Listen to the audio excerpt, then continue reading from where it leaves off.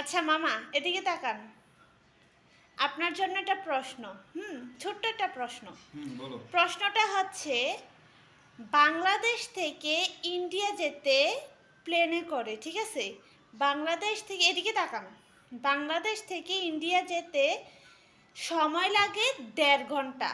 হুম কিন্তু ইন্ডিয়া থেকে বাংলাদেশ আসতে মাত্র 90 মিনিট সময় লাগে।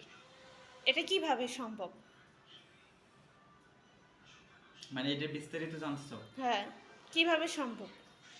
এটা তো একদম সহজ, হুম সিম্পল ব্যাপার, একটা হুম সিম্পল বলেন। কোশ্চেন।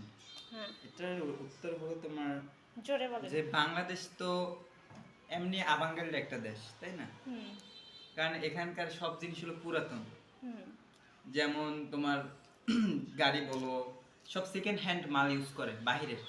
হুম অন্য দেশের ফেলানো মানে ফালান্না জিনিস বাংলাদেশ আইনা সাইডে টাইরে নতুন বানাই চালায়। ওই যে প্লেন যেটা আনছিল ওটা অন্য কোনো মানে অন্য কোনো রাষ্ট্রের ইউজ করা সেকেন্ড হ্যান্ড মাল, এইটা এনে বাংলাদেশে ঠিকঠাক কইরা তারপর মনে করো যে ওইটা চালানোর কারণে তোমার